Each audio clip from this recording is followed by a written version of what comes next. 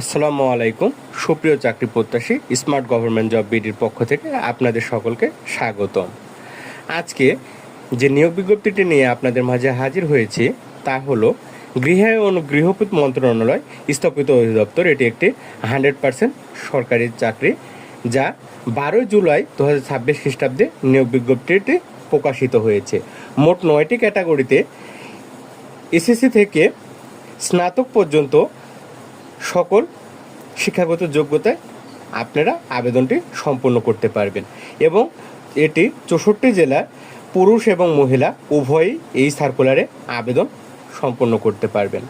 তো চলুন আমরা নিয়োগ বিজ্ঞপ্তি পর্যালোচনা এবং কিভাবে নিয়োগ বিজ্ঞপ্তিতে আবেদন সম্পন্ন করতে হবে সমস্ত কিছু ধাপে ধাপে আপনাদের দেখিয়ে দেওয়া হবে। তার আগে আপনাদের কাছে ছোট্ট একটি রিকোয়েস্ট, আপনারা যদি আমার চ্যানেল নতুন হয়ে থাকেন তাহলে এখনই ইউটিউবে স্মার্ট গভর্নমেন্ট জব বিডি এই চ্যানেলটি সাবস্ক্রাইব করুন এবং বেল আইকনে ক্লিক করুন, যেন নতুন নতুন চাকরির সার্কুলার সবার আগে আপনি দেখতে পান এবং কোনো সার্কুলারই যেন মিস না হয়ে যায়। তো প্রথমে যে পদের নাম, এটি ড্রাফটসম্যান নকশাকার। এটি একটি 12 গ্রেডের জব, যার পদ সংখ্যা 2টি। শিক্ষাগত যোগ্যতা বাংলাদেশ কারিগরি শিক্ষা বোর্ড হইতে স্থাপিত ডিপ্লোমা সহ কম্পিউটার এইডেড ড্রাফটিংয়ে 2 বছরের বাস্তব কাজের অভিজ্ঞতা থাকতে হবে। লাইব্রেরিয়ান, এটি একটি 12 গ্রেডের জব, যার পদ সংখ্যা 1টি। শিক্ষাগত যোগ্যতা কোনো স্বীকৃত বিশ্ববিদ্যালয় হতে গ্রন্থাগার বিজ্ঞানে 2য় শ্রেণী বা সমমানের স্নাতকোত্তর অথবা কোনো স্বীকৃত বিশ্ববিদ্যালয় হতে গ্রন্থাগার বিজ্ঞানে 2য় শ্রেণী বা সমমানের সিজিপিএ স্নাতক ডিগ্রি থাকতে হবে। ষাটলিপি কাম কম্পিউটার অপারেটর, এটি একটি 13 গ্রেডের জব, যার পদ সংখ্যা 1টি। শিক্ষাগত যোগ্যতা কোনো স্বীকৃত বিশ্ববিদ্যালয় হতে 2য় বিভাগ বা সমমানের স্নাতক ডিগ্রি এবং ষাটলিপিতে বাংলায় 50 এবং ইংরেজিতে 80 এবং কম্পিউটার মুদ্রাক্ষরে প্রতি মিনিটে বাংলায় 25 এবং ইংরেজিতে 30 শব্দ গতিসম্পন্ন হতে হবে। 60 মুদ্রাক্ষরিক কাম কম্পিউটার অপারেটর, এটি একটি 14 গ্রেডের জব, যার পদ সংখ্যা 3টি। শিক্ষাগত যোগ্যতা কোনো স্বীকৃত বিশ্ববিদ্যালয় হতে 2য় শ্রেণী বা সমমানের সিজিপিএ স্নাতক এবং ষাটলিপিতে বাংলায় 45 এবং ইংরেজিতে 70 প্রতি মিনিটে এবং কম্পিউটার মুদ্রাক্ষরে স্বর্ণগতি বাংলায় 25 এবং ইংরেজিতে 30 প্রতি মিনিটে হতে হবে।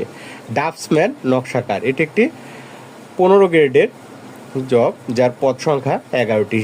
শিক্ষাগত যোগ্যতা কোনো স্বীকৃত বোর্ড হতে উচ্চ মাধ্যমিক সার্টিফিকেট অথবা সমমানের পরীক্ষায় 2য় বিভাগ বা সমমানের সিজিপিএ উত্তীর্ণ এবং অনুমোদিত প্রতিষ্ঠান হতে 2 বছর মেয়াদী civil architecture building drafting certificate এবং কম্পিউটার এইডেড ড্রাফটিংয়ে 2 বছরের কাজের অভিজ্ঞতা থাকতে হবে অথবা বাংলাদেশ কারিগরি শিক্ষা বোর্ড হতে আর্কিটেকচারে 4 বছরের মেয়াদী ডিপ্লোমা ডিগ্রি থাকতে হবে। অফিস সহকারী কাম কম্পিউটার মুদ্রাক্ষরিক, এটি একটি 16 গ্রেডের জব, যার পদ সংখ্যা 5টি। শিক্ষাগত যোগ্যতা কোনো স্বীকৃত বোর্ড হতে 2য় বিভাগ বা সমানের সিজিপিএ এবং উচ্চ মাধ্যমিক সার্টিফিকেট পরীক্ষা উত্তীর্ণ এবং কম্পিউটার মুদ্রাক্ষরে স্বর্ণগতি বাংলায় 20 এবং ইংরেজিতে 20 গতিসম্পন্ন হতে হবে। সহকারী টেলিফোন অপারেটর, এটি একটি 16 গ্রেডের জব, যার পদ সংখ্যা 1টি। শিক্ষাগত যোগ্যতা কোনো স্বীকৃত বোর্ড হতে উচ্চ মাধ্যমিক সার্টিফিকেট বা সমান পরীক্ষা উত্তীর্ণ সহ বৈদ্যুতিক টেলিকমিউনিকেশন কাজে ন্যূনতম 1 বছরের বাস্তব অভিজ্ঞতা সম্পন্ন হতে হবে। গাড়ি চালক, এটি একটি 16 গ্রেডের জব, যার পদ সংখ্যা 4টি। শিক্ষাগত যোগ্যতা কোনো স্বীকৃত বোর্ড হতে জুনিয়র স্কুল সার্টিফিকেট বা সমান পরীক্ষা উত্তীর্ণ, মানে 8 পাশেও এই সার্কুলারে আবেদন সম্পন্ন করা যাবে যা এবং গাড়ি চালকের ক্ষেত্রে বৈধ লাইসেন্স থাকতে হবে এবং বিআরটিএ অনুমোদন হতে হবে। অফিস সহায়ক, এটি একটি 20 গ্রেডের জব, যার পদ সংখ্যা 5টি। শিক্ষাগত যোগ্যতা কোনো স্বীকৃত বোর্ড হতে মাধ্যমিক স্কুল সার্টিফিকেট এসএসসি বা সমান পরীক্ষায় উত্তীর্ণ, এসএসসি পাস করে অফিস সহায়ক পদে আবেদন করা যাবে। চলুন দেখে নিই আবেদন সম্পন্ন করার শর্তাবলী। পরীক্ষায় অংশগ্রহণকারী প্রার্থীগণকে architecture.com.teltalk.com BD এই ওয়েবসাইটেও প্রবেশ করে আবেদন সম্পন্ন করতে হবে। অনলাইন আবেদন শুরু 15/7/2026 সকাল 10টায় এবং অনলাইন আবেদন শেষ 6/8/2026 বিকেল 5 ঘটিকার সময়। প্রার্থীকে অনলাইন আবেদনের সময় সদ্য রঙিন ছবি দৈর্ঘ্য প্রস্থ 300 পিক্সেল এবং স্বাক্ষর দৈর্ঘ্য প্রস্থ 300x80 পিক্সেল স্ক্যান করে ছবির ক্ষেত্রে সর্বোচ্চ 100 কেবি এবং স্বাক্ষরের ক্ষেত্রে সর্বোচ্চ 60 কেবি ফাইল হতে হবে। তো তো চলুন আমরা আবেদনটি দেখে নিই। architecture.com.টেলিটক.com.bd ওই ওয়েবসাইটে প্রবেশ করে আপনাদের এই ইন্টারফেসে নিয়ে আসবে। এটি একটি অফিসিয়াল ইন্টারফেস এবং তাদের নিজস্ব ওয়েবসাইট। এখানে সার্কুলার রেফারেন্স এই ওয়েবসাইটে ক্লিক করতে হবে। এই ওয়েবসাইটে ক্লিক করলে আপনাদের অ্যাপ্লিকেশন ফর্মটি এখানে শো করবে। অ্যাপ্লিকেশন ফর্ম শো করলে আপনারা অ্যাপ্লিকেশন ফর্মে ক্লিক করবেন। অ্যাপ্লিকেশন ফর্মে ক্লিক করলে আপনাদের এখানে সার্কুলারটি সিলেক্ট করতে বলবে। সার্কুলার সিলেক্ট করার পরে নেক্সট অপশনে ক্লিক করবেন। নেক্সট অপশনে ক্লিক করার পরে দেখুন এখানে অ্যাভেলেবল পোস্টের সমস্ত লিস্ট এখানে আছে। তো এখান থেকে আমরা অফিস সহায়ক এই পদে আবেদন সম্পূর্ণ করে আপনাদের দেখাবো। এর জন্য আমি অফিস সহায়ক এই পদে সিলেক্ট করে নেক্সট বাটনে ক্লিক করলাম। নেক্সট বাটনে ক্লিক করার পরে যে পপ আপ আসবে এখানে নোতে ক্লিক করে নেক্সটে ক্লিক করবেন। দেখুন এই তো পদের নাম অফিস সহায়ক এবং পুরো ইনফরমেশন এখানে এখন পূরণ করতে হবে। এখানে অনেক কেয়ারফুলভাবে ইনফরমেশনগুলো পূরণ করতে হবে, কারণ একটি ইনফরমেশন যদি ভুল হয়ে যায় তাহলে পুরো আবেদন প্রসেসটি ভুল হয়ে যাবে এবং চাকরি ক্ষেত্রে অনেক সমস্যা দেখা দিবে। এর জন্যে আপনারা ভিডিওটি অনেক কেয়ারফুলভাবে দেখবেন যেন কোথাও ভুল না হয়। তো দেখুন প্রথমে অ্যাপ্লিকেশন নেম মানে প্রার্থীর নাম ইংলিশে এবং প্রার্থীর নাম এখানে বাংলায় পূরণ করতে হবে। ফাদার্স নেম ইংলিশে এবং পিতার নাম বাংলায় পূরণ করতে হবে। মাদার্স নেম ইংলিশে এবং মায়ের নাম বাংলায় পূরণ করতে হবে। ডেট অফ বার্থ এখানে আপনার যে এনআইডি কার্ড বা সার্টিফিকেটের যে ডেট অফ বার্থ আছে তা এই ক্যালেন্ডারে ক্লিক করে আপনাদের নির্দিষ্ট যে ডেট অফ বার্থ আছে এনআইডি কার্ডে তা সিলেক্ট করে এখানে পূরণ করে দিতে হবে। এবং ন্যাশনালিটি বাংলাদেশে এটি সমস্ত বাংলাদেশি থাকবে, এটা পূরণ করার প্রয়োজন হবে না। রিলিজিয়ন আপনারা কে কোন ধর্মের এটি এখান থেকে সিলেক্ট করে দিবেন।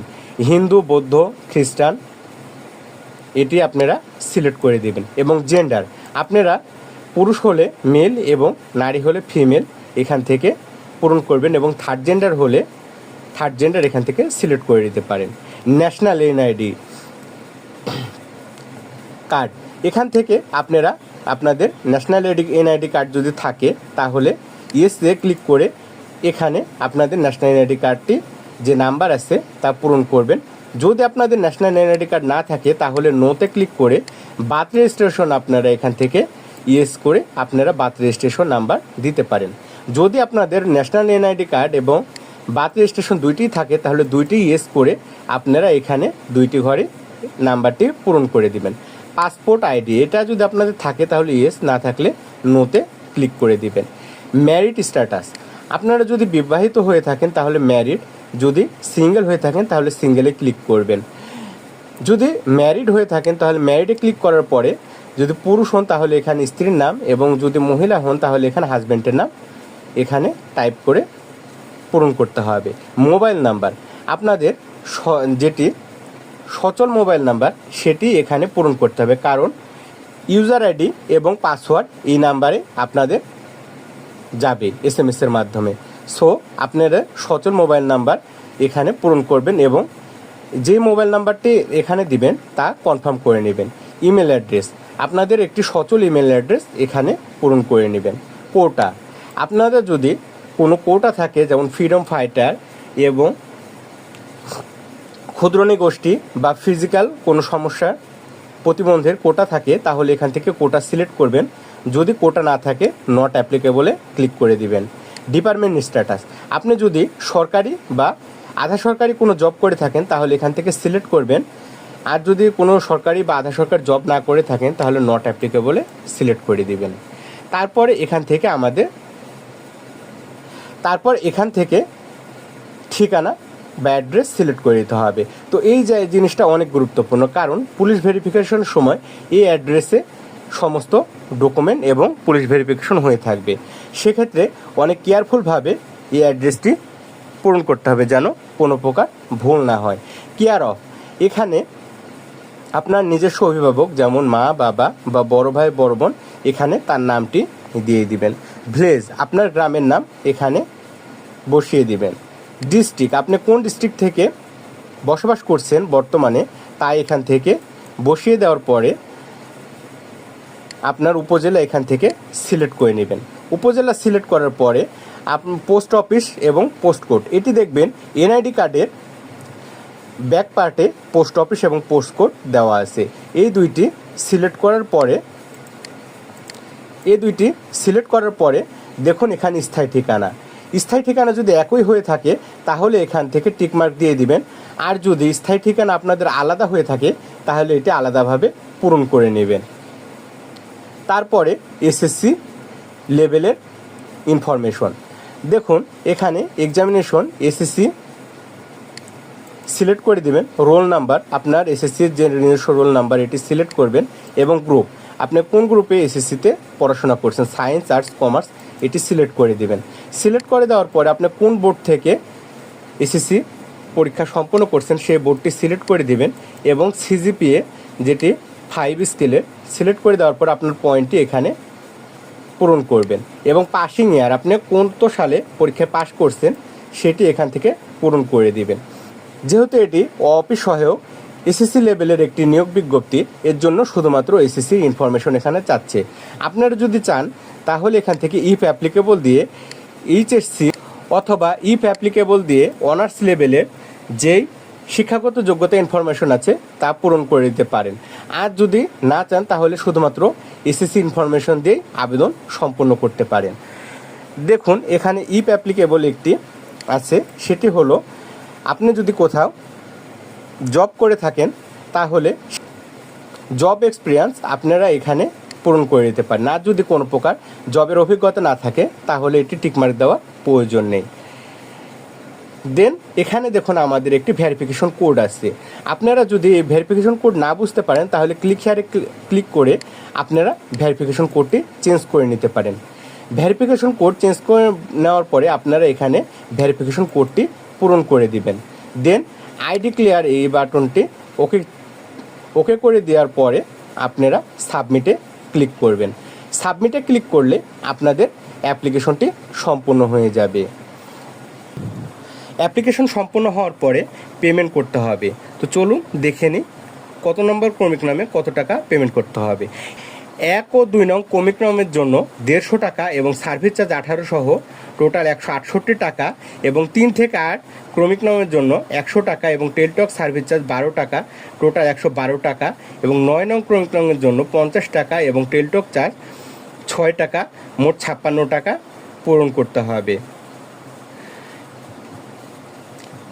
টাকা প্রদানের জন্য টেলটক প্রিপেড সিমের মেসেজ অপশনে আর্কিটেকচার স্পেস ইউজার আইডি এবং 16222 নাম্বারে সেন্ড করতে হবে এবং দ্বিতীয় মেসেজে architecture space ES space PIN এবং 16222 নাম্বারে সেন্ড করতে হবে।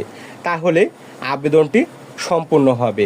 আশা করি আপনারা স্থাপিত অধিদপ্তরের যে নিয়োগ বিজ্ঞপ্তি সেটি ভালোভাবে বুঝতে পারছেন এবং কিভাবে আবেদন সম্পন্ন করতে হয় সেটি ভালোভাবে দেখছেন।